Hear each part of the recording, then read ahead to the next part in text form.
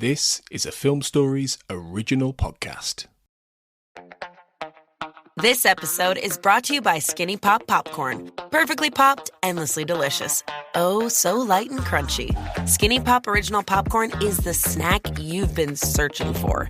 Made with just 3 simple ingredients: popcorn kernels, sunflower oil, and salt. Snacking never felt or tasted so good. Perfectly popped, endlessly delicious. Give yourself permission to snack and pick up Skinny Pop Original Popcorn today. My dad works in B2B marketing. He came by my school for career day and said he was a big ROAS man. Then he told everyone how much he loved calculating his return on ad spend. My friends still laugh at me to this day.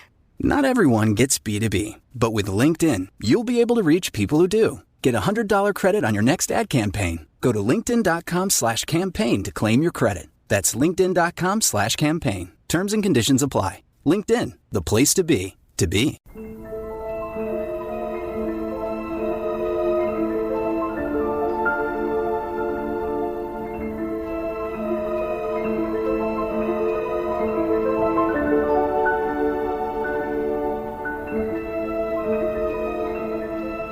Hello and welcome to the Malick Hour, a celebration of the life and work of American filmmaker Terrence Malick.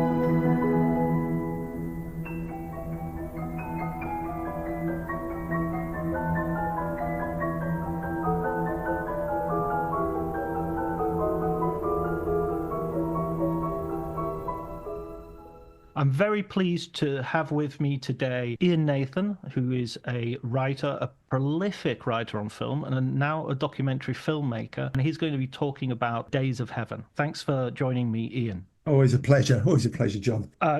We were talking just before we started recording that you've done an Aliens documentary. You're working on the Thing expanded documentary, and you've got a Spielberg book coming out soon. Yes, life is very busy. I'm also starting a book in the same series as Spielberg on Scorsese. So, a lot of different things going on at once. But what's been really interesting, actually, just now in the context of Days of Heaven and Terrence Malick, was when you start reading up about Scorsese, you realize how interconnected that new Hollywood world really is. I kind of knew they were all friends and it was all the world they were taking part in, but they really were around the same dinner tables. They really were the guys just sort of staying up late into the night discussing these things, and they really fed off each other. And the idea of a movement, although I don't think it was sort of consciously designed from within, is very strong. You look into Scorsese and now looking into Malick a bit more, reading your book, I'm like, these guys were contemporaries. They were friends,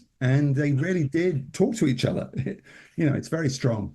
Badlands and Mean Streets, debuted at the same New York Film Festival and was reviewed by Pauline Kael alongside Spielberg's Sugarland Express with Goldie Hawn. I always blank on the name of that film. I don't know why. Because you're a Badlands man. It was like dissing it, unconsciously dissing it. Yeah, and I think there's also an element that there's connective tissue there with the prior generation, because Malick's very much coming from Arthur Penn, and he knew Arthur Penn, he knew Irving Kershner, and all these people who were just slightly before the sort of the TV brats and it really is the case that they've almost all remade Bonnie and Clyde to a certain extent, haven't they? Malick did it with, I'm not saying directly, but Badlands, Sugarland Express, Boxcar Bertha. Everyone did their kind of The Rain People with Coppola, if you want.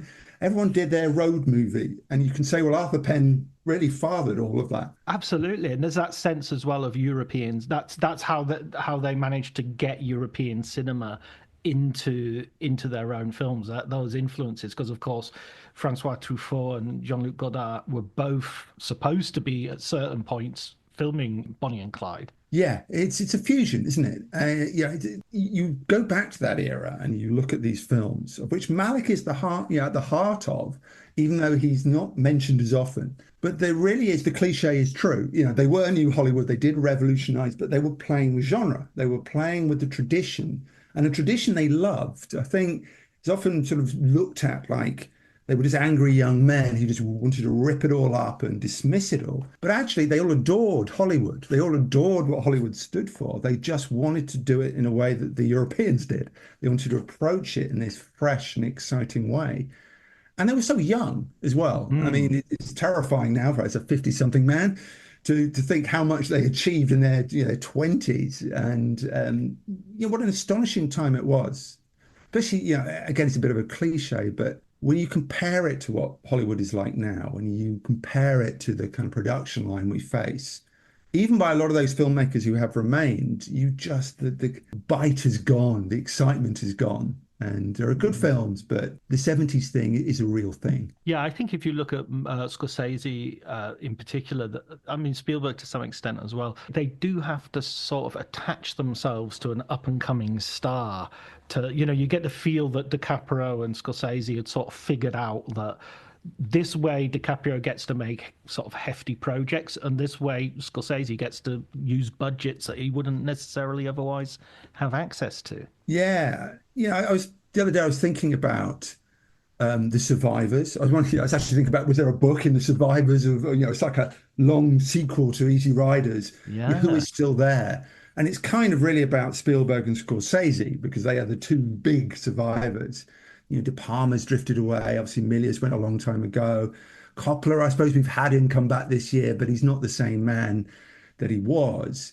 But Malick, again, he's kind of the ghost at the banquet. He is now more productive than a lot of them. He's been present by not being present almost. He's had that wonderful ability of being a constant, apart from obviously a 20-year gap, and still being around. But let me ask a question to you about Malick and about Days of Heaven in particular. Because I always think of Malick in terms of landscape. The first thing that comes to mind is he is a director of landscape. We talk about Scorsese. Scorsese is a director of streets and he's a director of New York. Whereas Malick is the man who wants to show you America in a very sort of rural sense. Is that even more so than Badlands, where he came from with Days of Heaven? Is this his primal landscape film? Yeah, I think definitely so. I think there's an oddity in this because there's a certain sense which Malick is always seen as this very thoroughly authentic filmmaker, that he's filming stuff is partly to do with his obvious sort of spirituality, and yet like every filmmaker that we know and we talked about, he has to deal on a day-to-day basis with the basic practicalities. So Badlands is set in I think it's in the what do they say? It's not in Texas, put it that way, and that's where Malick formed his idea of what America was Texas, and specifically Austin, where he went to school, to this boarding school, St. Stephen's. And it was in the middle of nowhere. There was a sort of a river ran through it, if you like. There was a river down below, and just fields stretched out. I've been to this school, and it's beautiful. It's a really gorgeous place. Now it's connected by the main road, and 20 minutes you're in downtown Austin. It's not, it doesn't have that. But it just didn't have that then. I don't think the river had been. There was bridges missing that are now there, and so he said that Days of Heaven was conceived here. This was where he had this idea, and he also during the summer he'd work the summers on the harvest, and he would drive combine harvesters, and he would do basic manual labor, and he loved listening to the voices of the people that he would meet, and he would meet basically people who couldn't get a job elsewhere, who were petty criminals or were very much on the edge or the margins of society. He would listen to their. I think he was a little bit in love with a sort of beat idea of Kerouac and going and living off the land and all the and getting this taste for life, and it didn't. And so I think it informed not only this film, but there's a certain sort of shit-kicking sort of dialogue that he does that goes through Badlands. It goes through his short that he made, Lantern Mills, before this. It goes through his scripts for his other films that were made, like Pocket Money. It's just this sort of low-level uneducated, rural people just talking who live in the middle of nowhere. Now, the reason I said that you have this idea of authenticity when it comes to landscape and whatnot is because all of these films were then filmed in very different places to where they were supposedly set. So, Days of Heaven looks beautiful and hot and Texas, and it's shot in Alberta, Canada, which is it was freezing cold as well, wasn't it? Freezing cold, and they've got they're wearing scuba diving costumes underneath their trousers when they're walking in the river and things like that, because otherwise they'd freeze their toes off. That magic hour that became the name of the book and everything is also part of that. They insist was just the nature of the light in the northern hemisphere, that they could lengthen out that dusk-like effect, from to hours of time rather than 20 minutes. But I mean, that's a controversial subject, and many different points of view have been expressed about that. I'm sure it was a matter of each day was unto itself, really. If you've been on a movie set, you know that it's not a completely controllable environment. Why? Yeah, I mean, watched the film again only yesterday. What struck me are two things. One is how brisk it is. I think I remember it as a kind of very slow burn, sort of very, in a modern sense, Malick style film of sort of poetic, ruminating, meditative. But actually it's not. Well, it's got all those things in it, but it rattles along, because he kind of almost evades the idea of assembling the drama in a traditional way. He doesn't build scenes in a normal way. He just lets them sort of intimate in front of an audience. But at the same time, I was also aware of this kind of idea that, I don't know whether Malick professes this, but I think he certainly expresses this, of film is the way America mythologizes itself.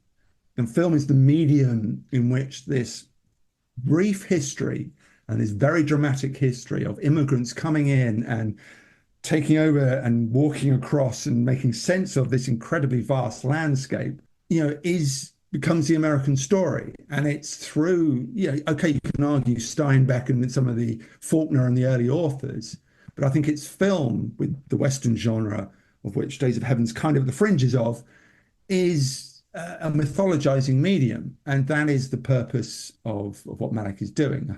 Somewhere there's a question in there which sort of suggests, do you see the film as myth making? Yeah, absolutely. I mean, I definitely see he's got this. It's a really strange thing that he does, in that he has this beauty and has this, and even the word sort of Malickian, or even this idea that there is such an aesthetic that he professes and all the rest of it. There are certain things connected to that which either spoken, especially in negative reviews of his work, that this is superficial. This is, when his film was released, the overwhelming majority of reviews prioritized how beautiful it was. And of those, even the positive ones seemed to be concerned that it was too beautiful. But I think that what I'd like to argue is that he is deeply rooted in reality, and so there is this mythic, the beauty and this poetry and this music that carries you along, and yet at the same time, within the first 3 minutes of this film, a man has been killed, kind of brutally, and inadvertently, and that will happen again and again and again in the film. That there will be moments of very sharp violence which will just burst out, as they did in Badlands as well, where there is this romanticism and this sort of everybody just getting along and trying to do their best in a wicked world, and this fairy tale element. But I'll give you another example, actually. Linda Manz's voiceover, which I'm sure we'll go on to talk about in more detail. When you actually listen to what she's talking about, the very first time she has an extended monologue, she's talking about a description of hell. People will be running around and on fire, and birds will all have their wings on fire. And you're sort of lulled by the way she's saying it, how poetic it is and how beautiful it is, that you almost don't notice that what she's talking about is not heaven. She's talking about hell. And the background of this film, which he did originally sell to the studio as, I'm going to make my Western. And then he told his editor, Billy Weber, I've got money for the farming movie. So he's sort of already knows that he's playing the game, which incidentally, he sold the New World as Romeo and Juliet meets Gladiator. And I always thought that was, there's something in Malick is this sort of like, oh, I don't know anything about anything. And he knows exactly what he's doing. He's pressing those money buttons when he can. And so there's this reality behind the myth. There is a Western here, and that myth making that goes with the landscape. But there's also poverty, there's also cold, there's also hunger, and there's also the tragedy that creates. Do you think, it's one of the great, it's almost the great American subject, isn't it? We think of There Will Be Blood, and you think of Gangs of New York, and these films that are about the birth pangs of America. And because it's such a nation, the subject of the frontier and then the Depression, it's about survival, isn't it? Actually, the formation of America is, who can survive in this place? And actually, the Gere character personifies that. He is basically his instinct, as cruel as it is survival. He sees an opportunity in the Sam Shepard character. He sees a chance to kind of live a bit longer, because they're not thinking this is going to be, 50 years in the future. They're thinking, if I can get to next summer, it's a good thing. And of course, that is the story of America. And that is really, if we can take it a stage further, still going on. That kind of attitude and that sort of sensibility is still built into the DNA of the country. Absolutely. I mean, he's just trying to get ahead. And, it was, and the whole idea when you see those photographs right at the beginning, it's all not Walker Percy, that the photographer I mean, those brilliant photographs of the Depression. Walker Evans, those beautiful photographs that you have that are like Walker Evans photographs at the very beginning. And there's even pictures of like somebody jumping from one precipice to another. And Linda Manns is sort of effortlessly joins those photographs as if she also is a documentary moment from this period in history. And then you get this. I always feel it's a very David Lynch moment, because the use of the sound is so industrial and loud. It sounds like something Lynch would use in Elephant Man or Eraserhead. And of course, Lynch and Malick knew each other from the AFI, and because they have a mutual best friend in Jack Fisk. They and you just have this sort of level of sort of industrial brutality that you get, and yet it's also beautifully, they're in a bed making like flowers to sell. And when you talked about cinema earlier and myth making, the one use of cinema literally in the film is they show Charlie Chaplin's The Immigrant. And so you have that idea that this is pre-Depression. The Depression hasn't happened yet. The Depression's going to happen in about 10, 15 years. But even before the Depression, there is very, very poor people. And those very, very poor people can become very, very rich people very quickly.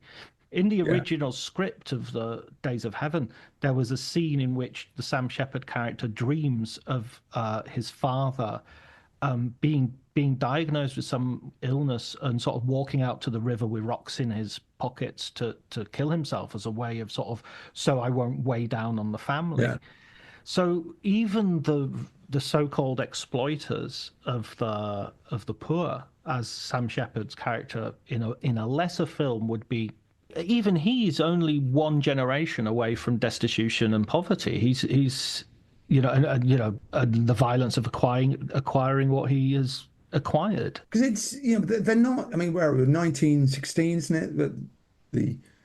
So we're not, the idea of the frontier in the West, and we're still kind of a little bit there. There's the Panhandle where the film is set, obviously, and civilization has got as far. We have the automobile and the train and the planes of the circus that signal civilization is making it. Yet at the same time, you can feel we're at the edge of something still. It's not an entirely tamed country. Oh, absolutely, and you're utterly dependent on nature. Nature is going to live with, is going to do things to you. You're trying to industrialize, the production of massive amounts of food. To then send back, presumably, to Chicago and New York and the cities.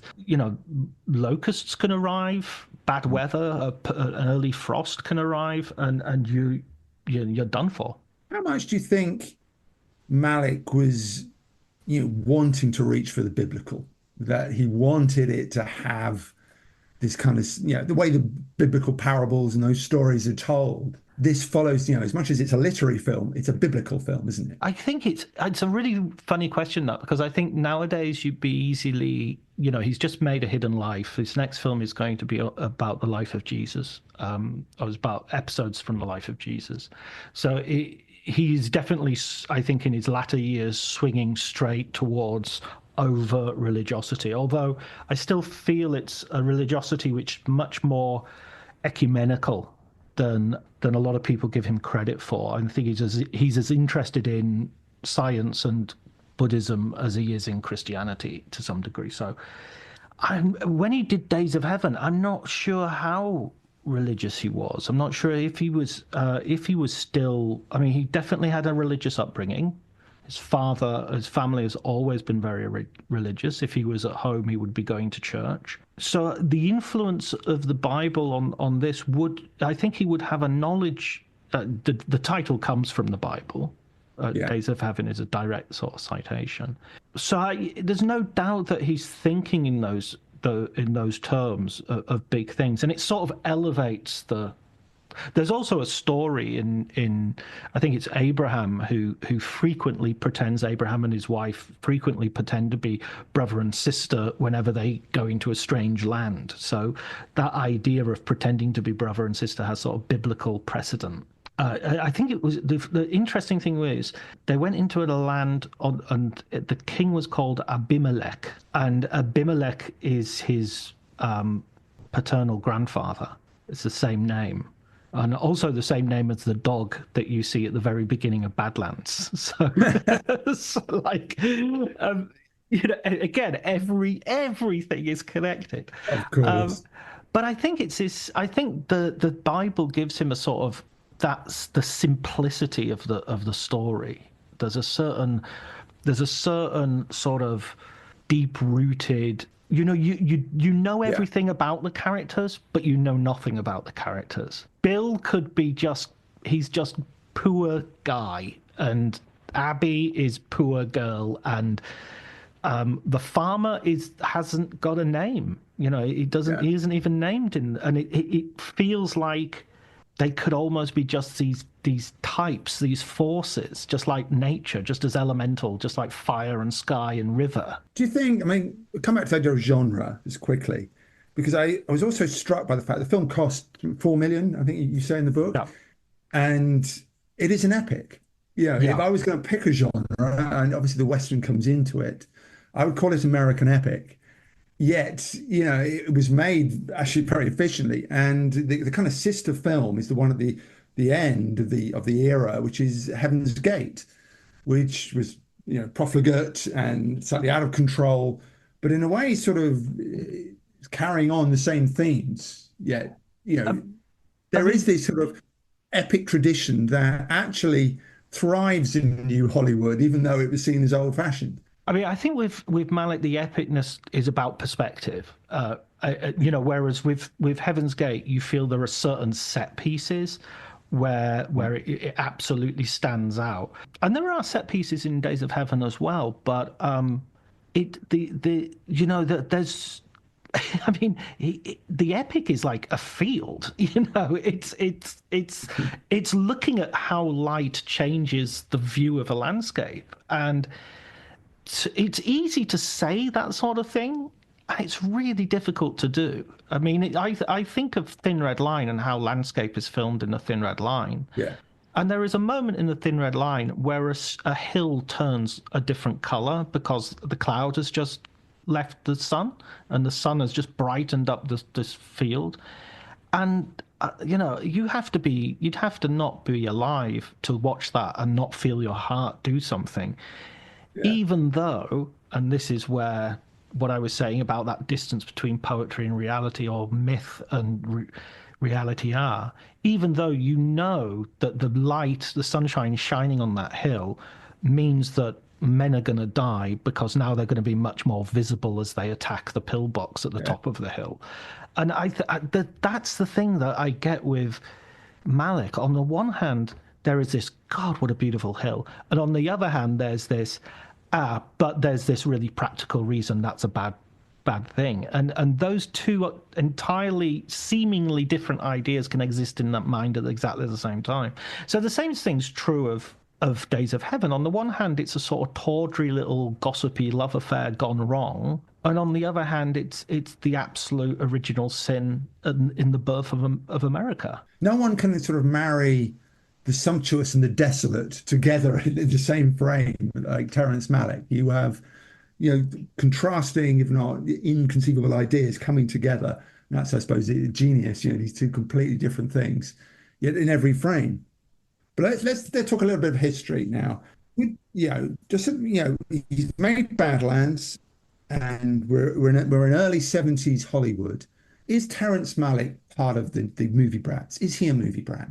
It's really difficult because I think he's a little bit older, and I think he's lived a bit more of a life. I mean, Spielberg's gone straight into the studio, basically walked in and got himself a job doing television, and worked his way up from there. Friedkin's doing a similar thing in New York.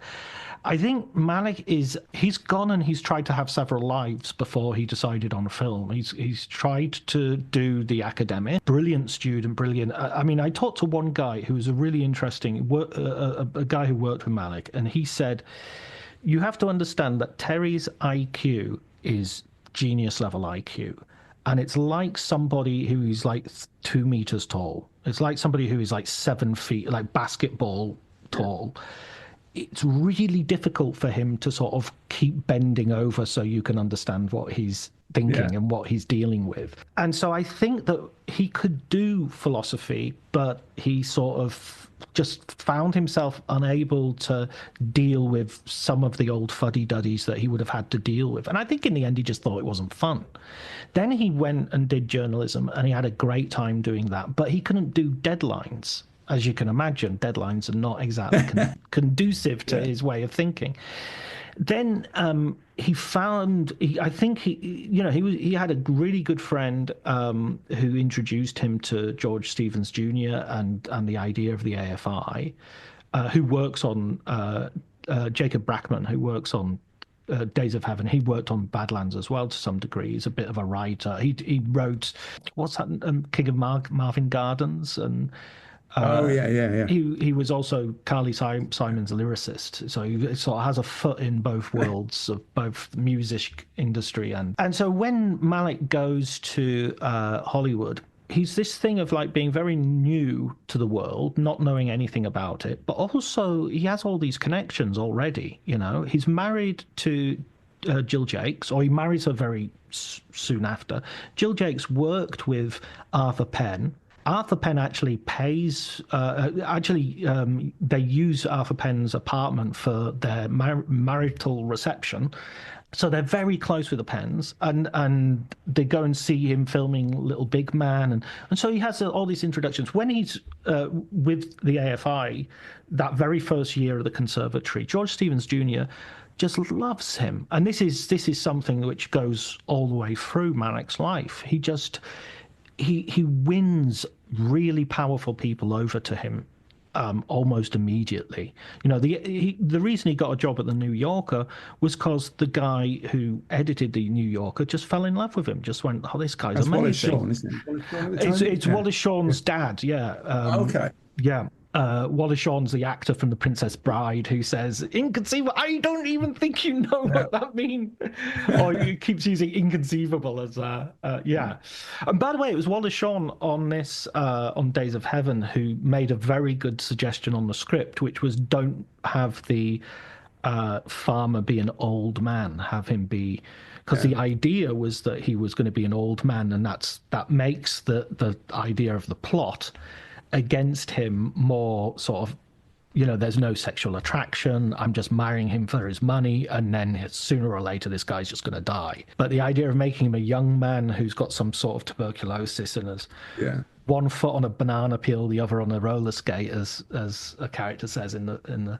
So to answer your question, when he goes to Hollywood, he's kind of overleapt the whole movie brats moment, because he's already writing films. He's already got scripts going. He's already friends with just loads of people. And I mean, to the extent that a friend of his from school comes up to California, and Terry sort of shows him around.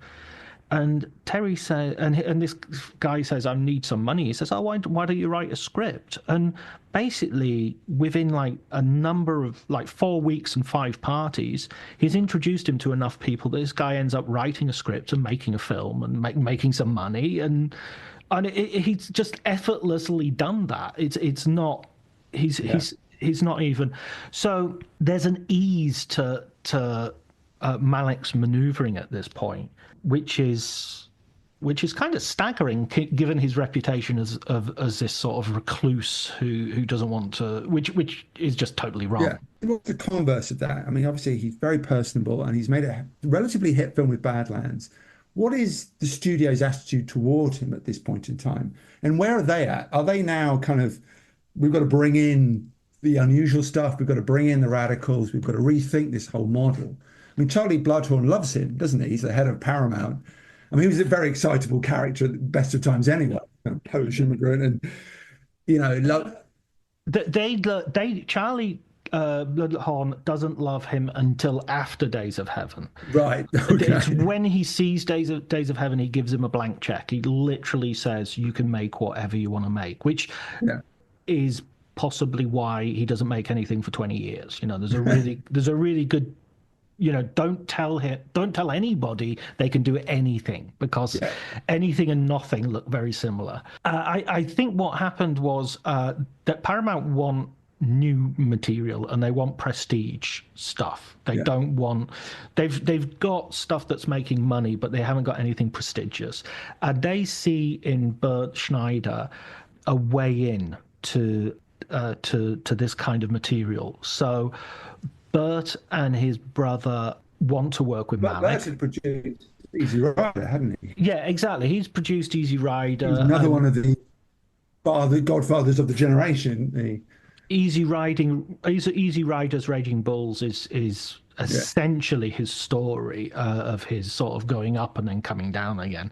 Yeah, I mean, he's a very charismatic man. He goes really hard into radical left politics and the Black Power movement, and he's involved with lots of crazy stuff.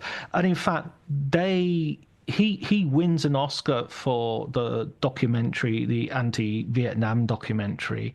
I think it's called Hearts and Minds, and he gets up on the stage in this white tuxedo and reads a letter from the North Vietnamese Peace Committee. and you can imagine John Wayne and Frank Sinatra in the back are going apeshit, and then they read out something to disavow the ceremony. And at that point, Shirley MacLaine goes out and says something else, and it's just like it's the Will Smith slap of the time, Yeah.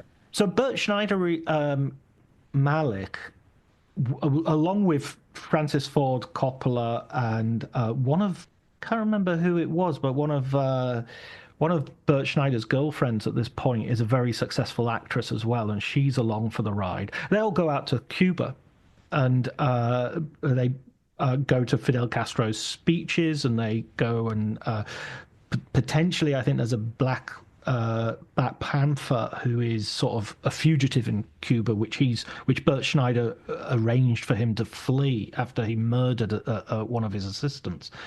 Not a very nice episode in the Black Panther history. And basically, it's one of those conversations of, I want you to watch your next project. I'll help you make it. Now, Bert Schneider put his own house on as part of the contract. He made himself personally liable for the film.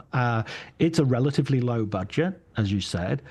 I don't think anybody would say that any of Malick's films were easy shoots. He always seemed to go a bit beyond, over time, certainly, over budget to a degree, but that often happened in post. Badlands he'd had a very bad experience with because he dipped into withholding taxes, which means that he had the IRS coming after him. Right. Because you're not supposed to do that. That's the money you keep back so you can pay the tax man. But once he gets onto doing a film, he just becomes, that's him. He wants to do the film. And so when he got the opportunity to make this film, even though it wasn't the right time of year, the grass wasn't growing where he wanted it to grow, he just, he got Jack Fisk and said, okay, what are the solutions? And in Jack Fisk, he found, who is his production designer on all of his films until the very last one, he found a compadre who absolutely facilitated everything he wanted to do. So, Jack Fisk sent me a drawing that he made of the house that you see and the whole idea of that house was that it was slightly based on an Edward Hopper house painting as well, but it's like the house you'd see in New England on the coast that's looking out it's like a fairy tale, isn't it? It's just stuck in the middle of this field, as you're saying. Yeah, exactly. And it doesn't look a farmhouse. It doesn't. It's very Victorian and. Oh. Absolutely, and it even has this like widow's walk sort of terrace where you're supposed to. It's for a sailor's wife to look out to see if the husband's ship is returning, and of course it's surrounded by this sea of grass and land.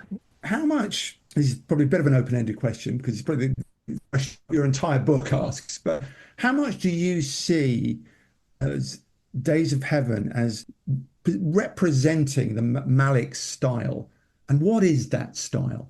I would argue that I think it's very incredibly representative, and it's much more, in some ways, it's much more representative of his methodology than Badlands is. Because Badlands, he writes a script because he thinks, I need the script to get money. And he's surprised that nobody reads the script. Everybody just is interested in where did you get the rest of the money from? And it's sort of like, if so-and-so trusts you, then I'll trust you. So with this one, I think he realized the script isn't as important, but he writes a fairly solid script, which is pretty much what you see, but it's much more wordy, the script. And when he starts making the film, almost immediately he starts getting rid of lines, and he's not particularly happy with the actors that he has. That's one of the first things. So he doesn't get John Travolta, which is the actor he really wanted, and he gets Richard Gere, who at this point is a complete unknown. He appears in another film that's actually shot after this film because it takes so long for this film to make its way to the cinemas. I don't think he's particularly pleased with Brooke Adams, or at least she didn't feel that he was pleased with her. The only one he's really 100%... Sam Shepard has never acted before, is a playwright, and Billy Weber said that they had to basically create his performance out of, in the editing room because he wasn't good enough. And Linda Manns was the only one that he loved as a performer. He thought she has everything. So what he would do is he would take all the lines out, and he would tell them to do scenes with no lines and just think their lines.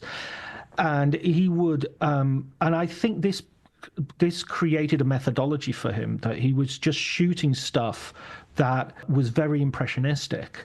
And he did this for the whole shoot, and then he would do pickup shoots. And while he was doing this, he had a second unit down, I think it was in Missouri or Wisconsin, or it was in another part of the country, totally another part. And they had a shot list, and they went out and they basically shot lots of nature thing, with water rippling over a pond and a bird taking flight, or a murmuration of starlings or whatever.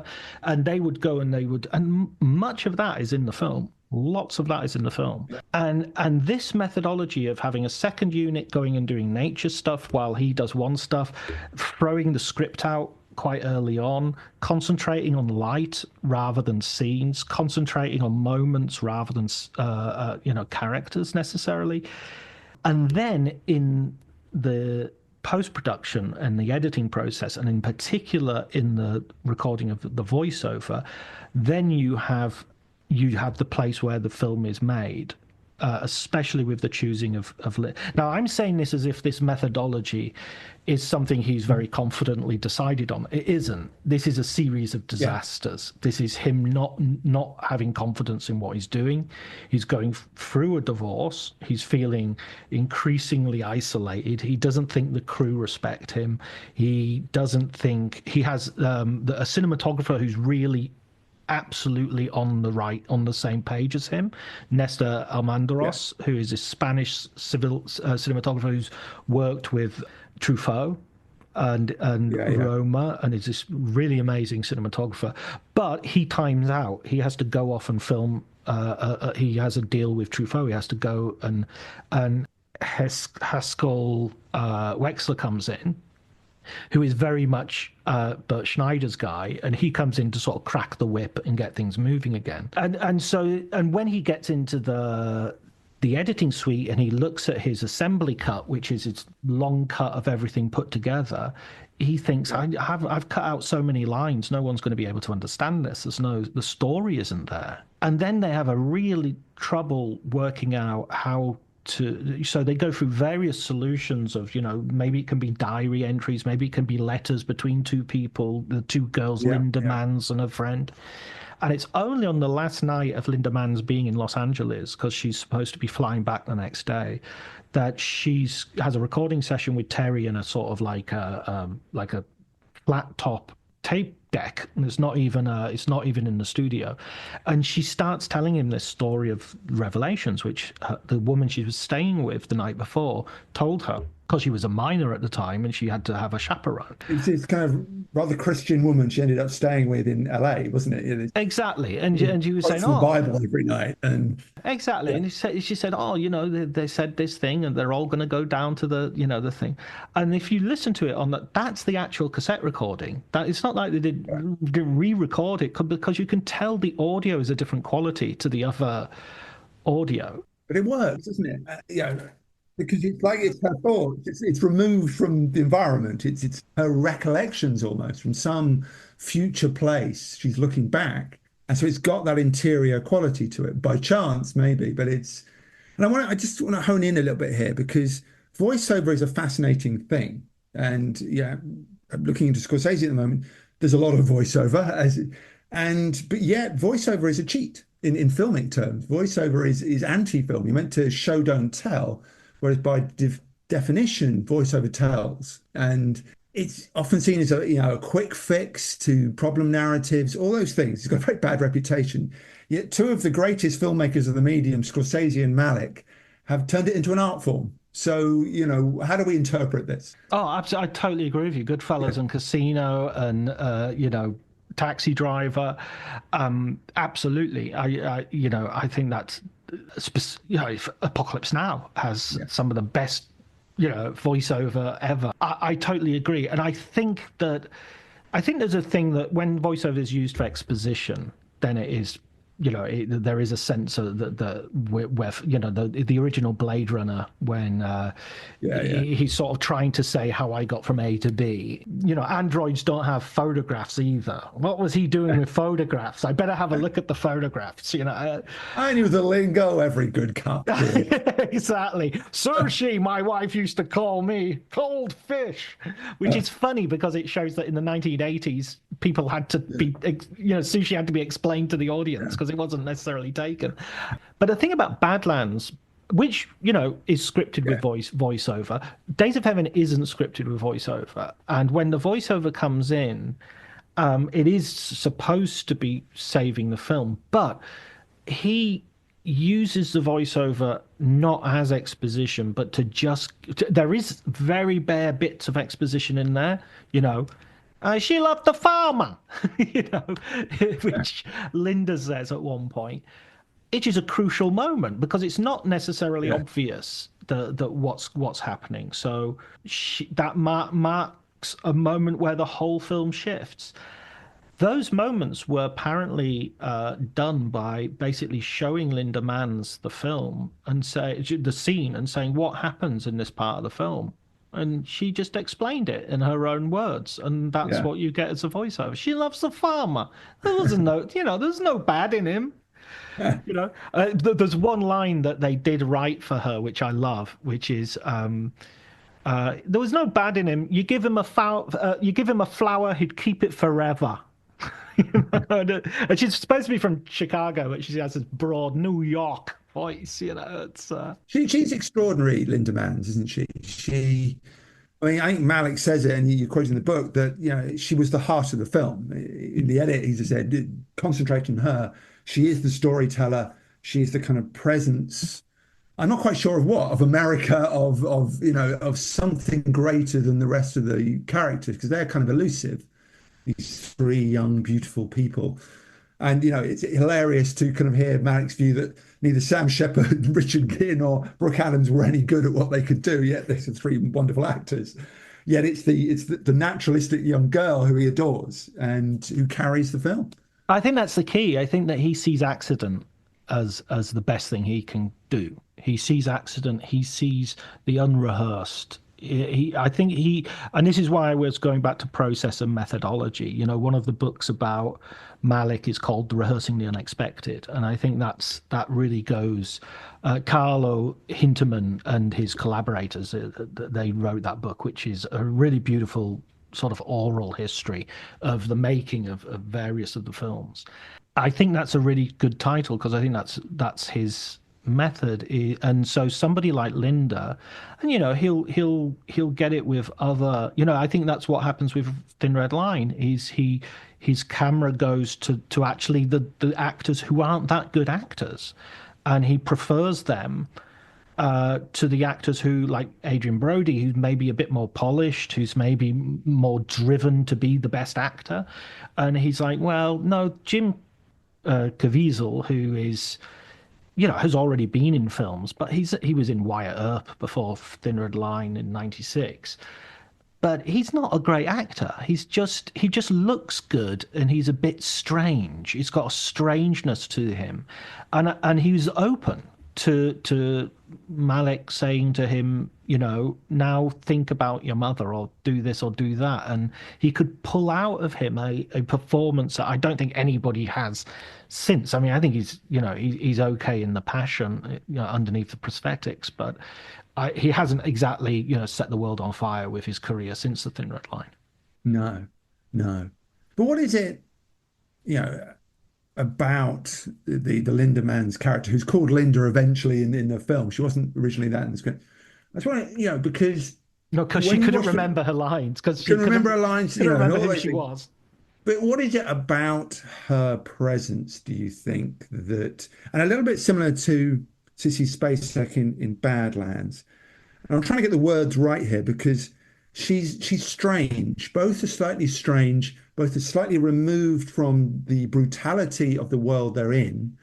And, it's a lesser brutality in Days of Heaven, but it's a tragedy unfolding before yet the young girl. And she's sort of wise beyond her years, yet sort of very childish at the same time, rather sort of angelic. What is it that Malick likes about that trope, that idea of the floating female voice? And it becomes, and Jim Caviezel in Thin Red Line carries on the idea with the idea in a male format, but slightly removed characters from the drama. Yeah, absolutely. I mean, I think there's a kind of transcendent innocence. I think it's an innocence which isn't an absence of the apprehension of wickedness. I mean, after all, she has to have lived a life already, even at her young age. She's seen things. She's suffered hunger, and she's been on the street. She's a street girl, a bit like Linda Manns herself was. She was a bit of a punkish. She turned up on the set, and the first things she said to Brooke Adams were, "Have you got any grass?" It wasn't exactly, the children are coming. We better be careful around her. It's like she was, she was a very funny but a right royal pain in the arse, according to Brooke Adams, And they said, and so I think there's this sort of lived-in innocence that even though she's had this experience and everything, she's still managed to retain a genuine goodness.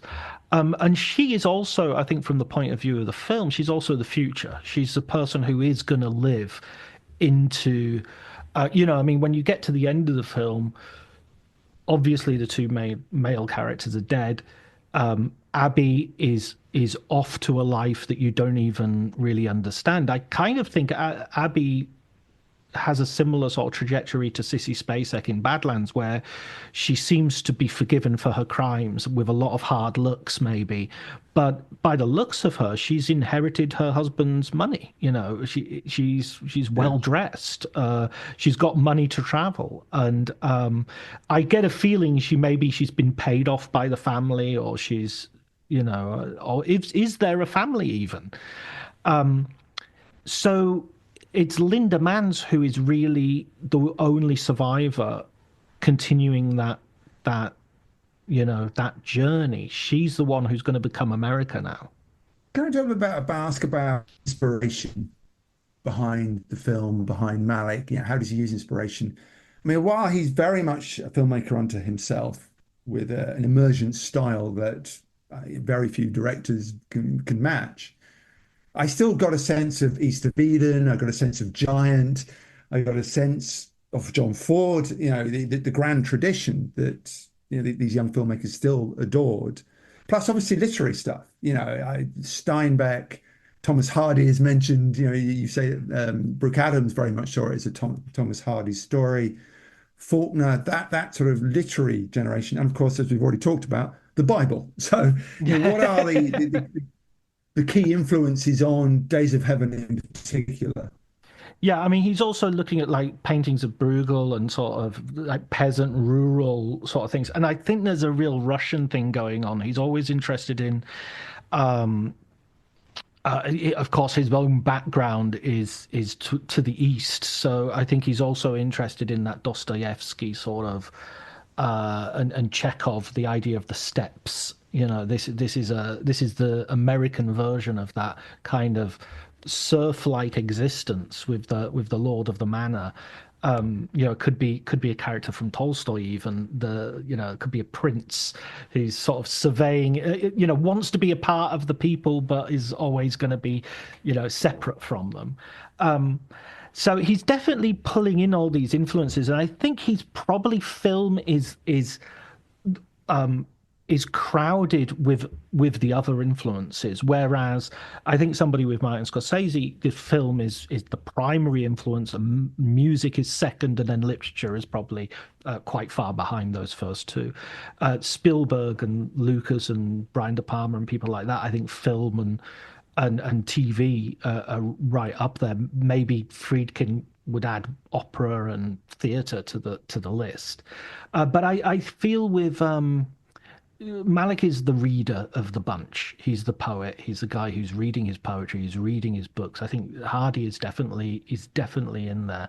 And when you read his scripts are written by someone who is kind of bursting to write a novel as well. You feel, that he's the level of complexity when it comes not to the way that plots work or anything like that, but the characters' emotions. I mean, I would go back to how this avoids simplicity on so many levels. This is a tragedy, and this isn't my own thought.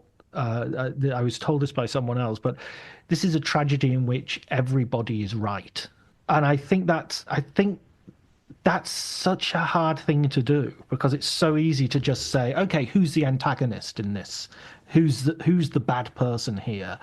Or who does the thing which is really bad? Where do they give themselves away? What's the moment? What's the tell? And that doesn't happen here.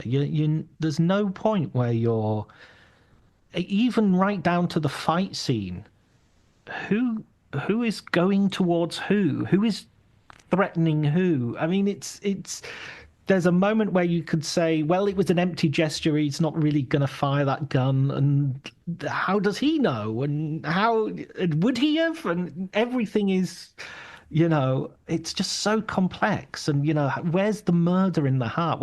Again, it reminds me of the Russian thing when they go out hunting for like pheasants at one point and he fires his gun into the ground. There's that again, it feels like Dostoevsky to me. Someone considering a crime, but then not doing it. Does that equal being good or just not being bad? It's like you don't get any you don't get any gold stars for not murdering somebody. But it just it just feels. There's sort of a hint, isn't there, of male bonding going on. It's not but obviously it's a love story, it's a love triangle, and it's clearly the passages of one woman falling out of love with one man and falling into love with another man.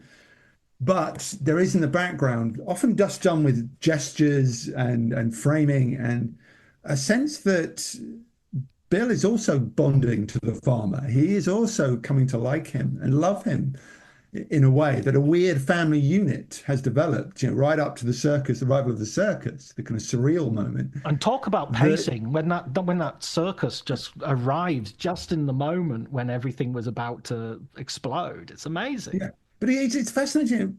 Bill is the intriguing character in a sense, certainly on repeat visits.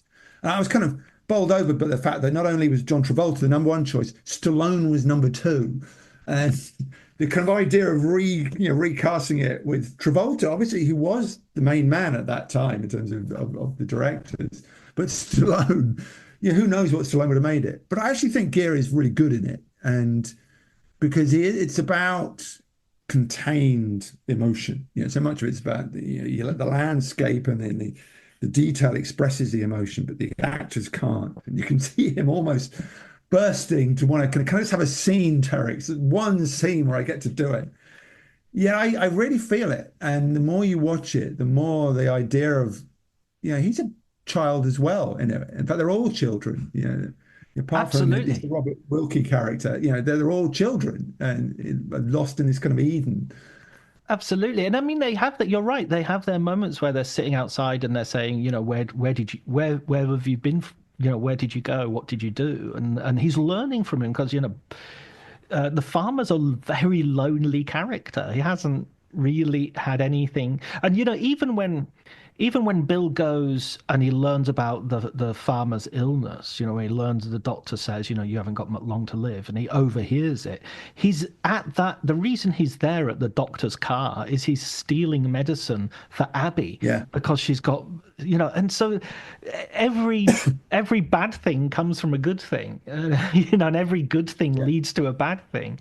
I love the scene when, and I think it's one of the just heartbreaking moment is when Abby and Bill have that final talk together where he says, I didn't know what I had when I had you, and I should have never done anything, and it wasn't your fault, it was me, I did it all. And there's again, a worse film would have been, oh, so you like him now, do you? Oh, I see you in your fancy clothes, but there's a man who's just has no recriminations. And the tragic irony is that's exactly the point where he sees they've come to an understanding, they have a kiss, and it's a goodbye kiss, and the farmer sees it and thinks, oh, something is going on, and it isn't, it's just finished. So it's like, how tragic is that? That's where you feel the kind of the movements of classic drama. Although they're very sort of subsumed into the beauty of the film, they are there. That's classic irony. Ideas, you're right, the ironic reversals and the classic, human touch of, you never know how much you love something until you lose it. And you are the one that's given her away. It's all your plan. And so that's it.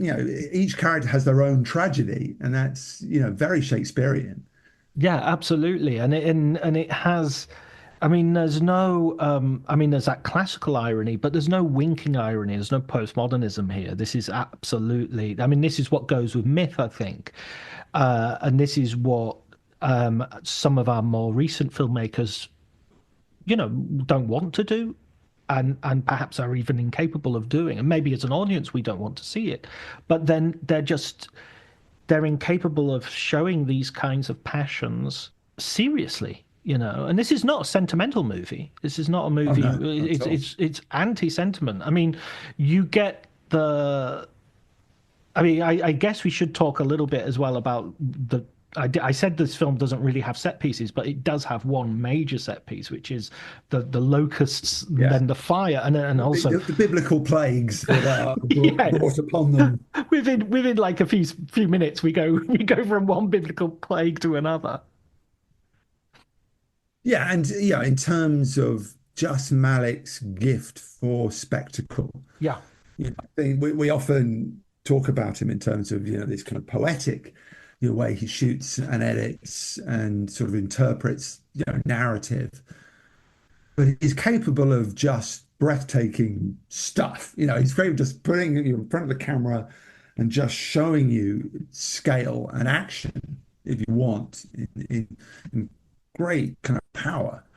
I think it's in your book that you talk about what they did with the locusts.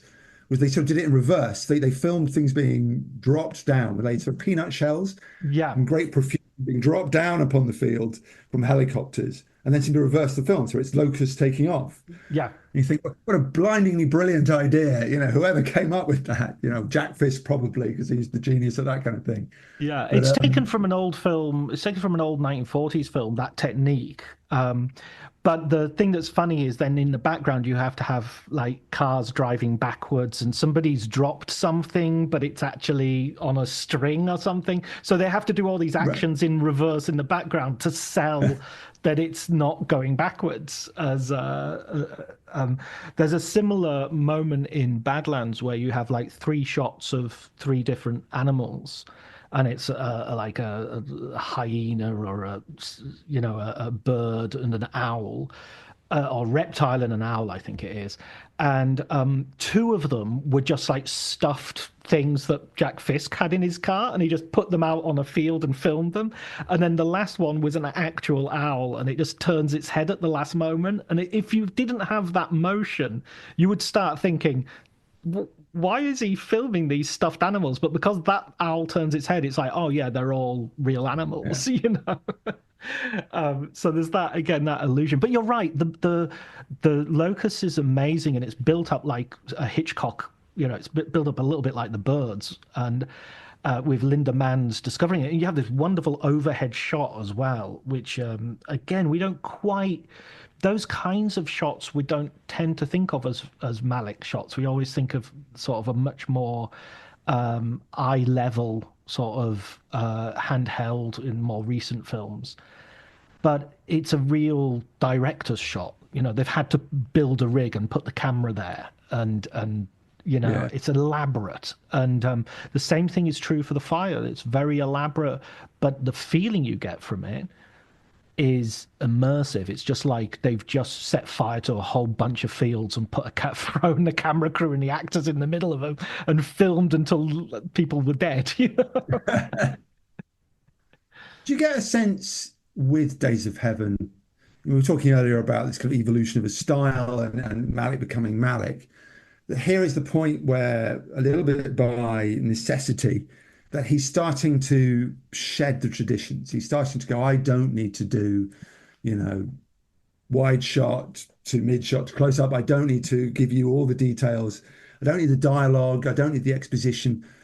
I'm starting to realize what I can do without to get to the absolute root of what I want as a filmmaker. Absolutely. I think that Almandaros was very important. Nestor was very important in this because he taught him things like the French reverse, which is this idea of if you film someone against a blank wall or against a sky, you can, instead of having to turn the camera crew round to film the reverse shot, you can just swap out the actors. And you that's the French reverse shot. You don't, so you save a lot of time doing that, and especially when you've got a magic hour slot that you want to film in, you can do that without having to worry about a time of moving the camera. And so I think that they do that in very practical, technical ways. And Malick is excellent at this sort of technical stuff. His father was a photographer. And so I think he's second only to Kubrick in terms of his technical ability to use a camera and what a camera is possible. For instance, to get the magic hour, you have to be very aware of how much light a camera will receive before the film is unusable. And he would often push it much further than anybody else thought. And he would get this amazing photography. Usually confounding much more experienced sort of well, not necessarily cinematographers because of Nestor, but people who were who were sort of lighting it. He obviously, the gaffers hated him because he just didn't need lights. Didn't want lights, didn't want a generator on the. He wanted it to be completely free from that sort of paraphernalia. I mean, you can see in some of the what you call the montages, like there's a montage of the life that Bill and Abby, the farmer and Abby have together when Bill's gone away, and you can actually see them sort of playing baseball, and there's a outline of a boat they've made with rocks and things like that, and those were scenes, Those were full scenes with dialogue and all the rest of it. And he's just gone, well, we filmed them. I'm not going to have them as a scene, but I can use it as just as part of the montage. And that's enough. All you've got is time passed. They did this. And that's enough. I don't need anything else. I think as the interesting thing, what he does and what he learns in Days of Heaven, he will continuously refine all right through to the later films, Song to Song and Knight of Cups and To the Wonder, those last three films that he did, which many have considered to be of, let's say, debatable quality. I think he was still doing it. I think he was pushing the same thing he did in Days of Heaven to a further extreme in those three films, to the point that he lost his audience, to the point that the audience weren't able to keep up. And that's not to denigrate the audience. It's not, it's not the audience's responsibility necessarily. But I think he got unhooked from that. He got so into experimenting with how little do I have to give someone before they actually, there's a whole story into The Wonder that is there, but you really have to watch it like 6 or 7 times to get the story. So how did Days of Heaven do? How was it received at the time? Was it a success? I mean, again, we're talking about eras. It was launched into an era when this kind of film was much more readily, accessible to people, and they were expected, you were expected to go and watch difficult films. Not that I suggest this is difficult, but by modern terms, it's difficult.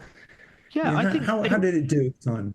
It wasn't a huge. It made its money back. I mean, all of his films pretty much made their money back. Even sort of the flops that come later, he manages to work them out financially in such a way that they somehow make their money back by either selling international distribution or ancillary rights or whatever. There's a canniness to how he works, which is perhaps unsuspected by many people. The big jump here, I think, was he went from Badlands, got a very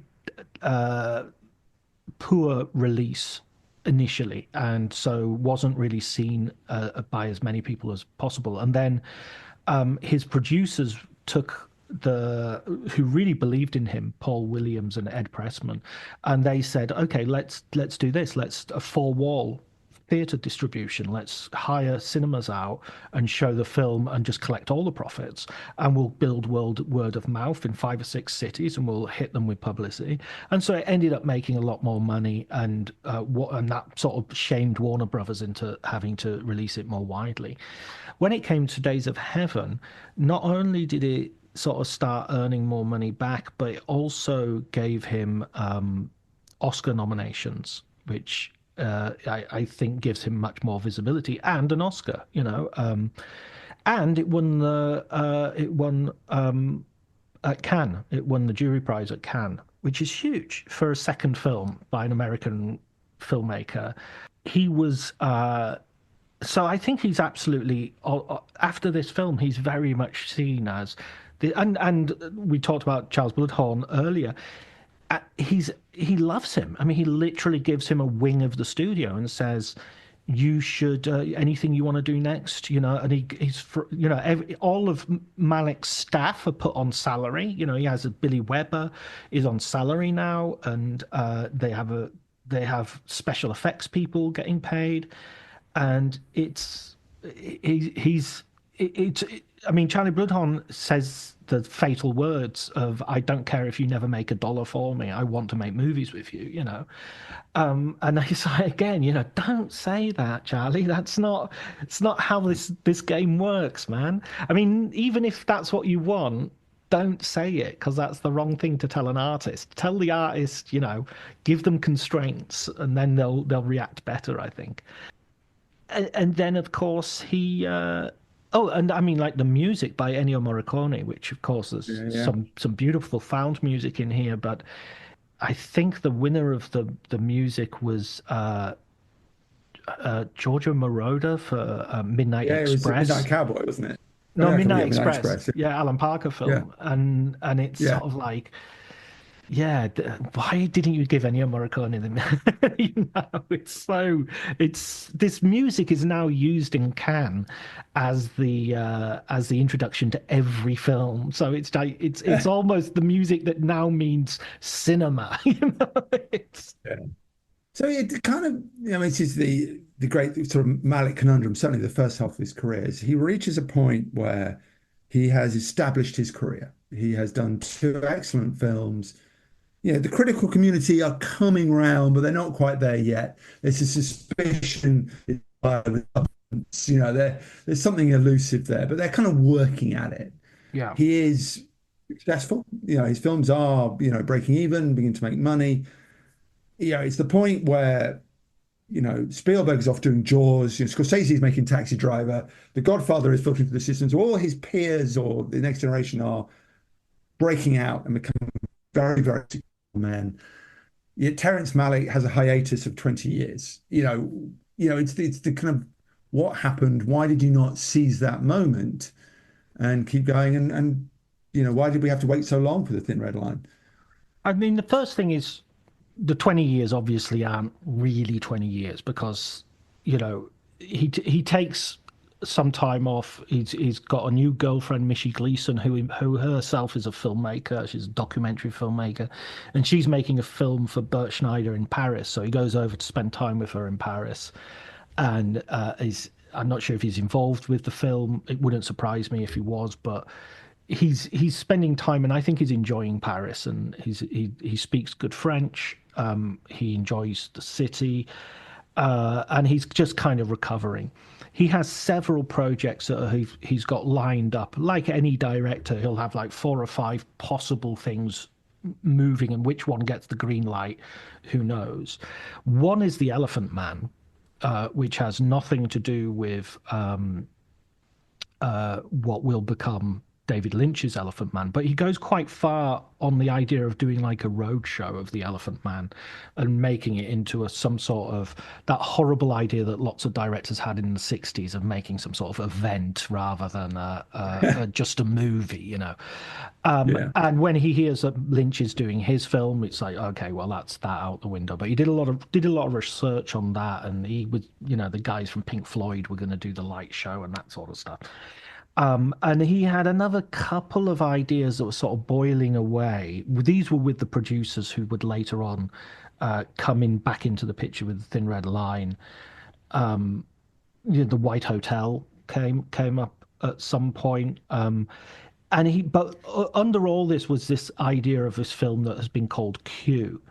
Now, this title has been somewhat disputed because he'd always use a letter for as a sort of code name for projects anyway. Especially later on, there's, I think To the Wonder was called K for a long time. But it was essentially a version of the Tree of Life, which would involve a sort of mythic beginning of a universe, the Big Bang, the creation of life on our planet. and then it would go into some sort of story, and then it would go to the end of the universe. That was that sort of basic structure which we see in the Tree of Life was down. And he had like the guy who just finished Star Trek the motion picture, Richard Wilson, was a big special effects guy. He had him on the payroll. He said it was the biggest disappointment of his life when that film didn't take off, because it was such a fascinating idea. He sent off people around the world to film. Now he had the budget for it. Instead of sending someone to Wisconsin or to Missouri to do these shots, he could say, right, I want Barrier Reef, I want this particular fish, I want this volcanic eruption in Etna. And he'd send these guys off and they'd come back with this amazing footage. And all he had to do was come up with a story that would tie it all together and create this thing. And basically to cut a long story short, he never came up with that story. It was going to be set in the First World War and have something to do with his grandparents. It was going to have something to do with the massacre that was the original reason for the diaspora, for the people from Persia, where his family originally originated from. There was talk of it being about his great grandparents, who was a guy who was a sort of liberation leader and a bandit. And he just couldn't quite get onto a story that was interesting enough for him or practical, and that tied into this fascination he had with origins and with the start of all things, of all life. And that ambitious, 2001: A Space Odyssey style of thing that he was thinking of. And so the next 20 years was spent script doctoring and walking around Europe and reading a lot and spending a lot of time doing ornithology and falling in and out of love, getting married, having a family. Some people say he became a hairdresser in this time, but I've not. I do remember when I was in Empire that story. Because at that point, we weren't even positive what he looked like anymore. Yeah. And so there was this kind of like, we were going to do this whole story about, have you seen Terrence Malick? Have you had your hair cut by him? And then Neon existed at the time, and they were going to do a cover which was just a kind of like a bit of sort of foil mirroring with the headline, "Are you Terrence Malick?"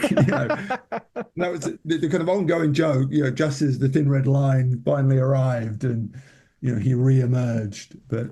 I mean, there were all these. I mean, the Thin Red Line then took like 2 or 3 years to go from from the book and the script to the finished product. But I mean, you look at, say, the gap between Star Wars and The Phantom Menace, and the idea of somebody sort of disappearing and then coming back again. It doesn't feel that as long as it did. It feels much longer now. It felt longer then. I think because of the idea that I first encountered Terrence Malick going to see, watching Moviedrome, the Alex Cox series, and they did Badlands, and I think Days of Heaven turned up in sort of Channel 4 series that was just about cinematography. And when Alex Cox did his introduction about Badlands, he basically said, no one knows who this guy is. No one knows what he's done. Maybe he's dead on drugs. Maybe maybe he just hates Hollywood. And if he does, good luck to him. I totally understand it. But there was no sense that he was coming back, or he was, he'd gone, and that was it. He created 2 amazing films, and he was out of it. So I think that was the main thing. It wasn't like nowadays Steven Soderbergh, retires on Monday and is back with 3 films on Friday. I don't believe it for a second.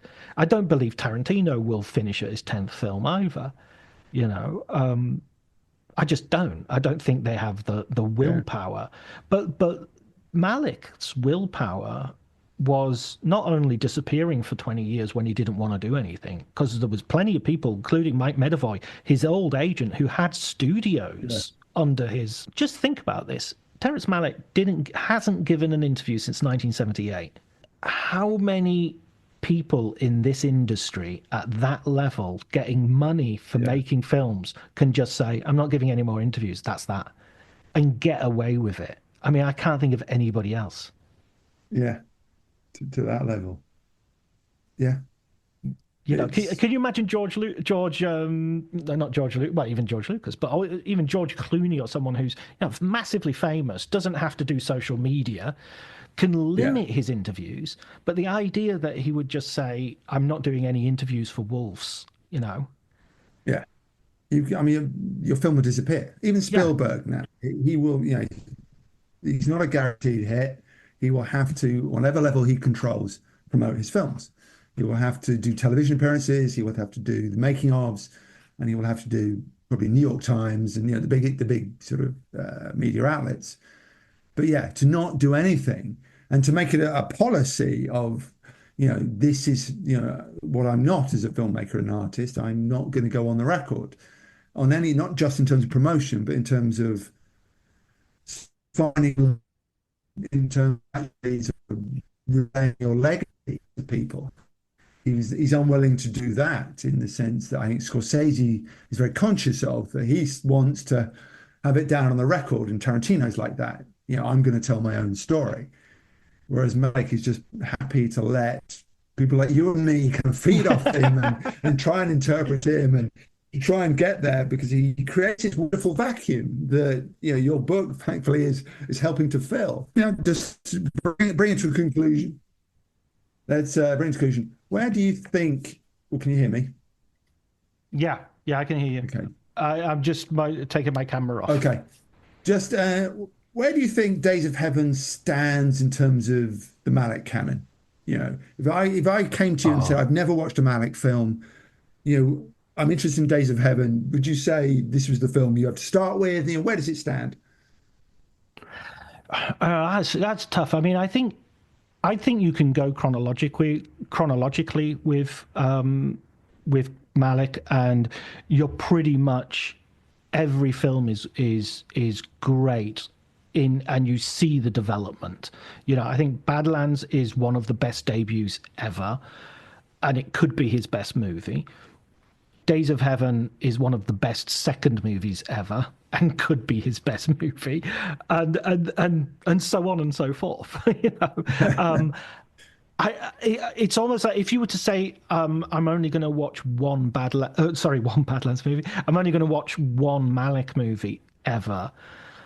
Days of Heaven might be the one I would point you towards, because I think it's just purely Malick. Yeah. It couldn't have been made by anybody else. Thin Red Line is in conversation with other war movies, even as it's a very Malick war movie. Badlands is in conversation with many road movies and Lovers on the Run movie, even though it's, again, very unique and very distinct. But I think Days of Heaven, I mean, you talked about Westerns earlier, and we talked about, but it doesn't really feel like it's in conversation. It is. It touches on all that, and it is influenced by those things to some degree, but you feel it exists on its own as a sort of unique artifact. It's like the wine glass that's dropped in the river. It's still there. It's still being twirled by the currents, and for that reason it's really, it's the one to that's got the epitome of what it means to be Terrence Malick. They are. It's a brilliant way to finish, I think.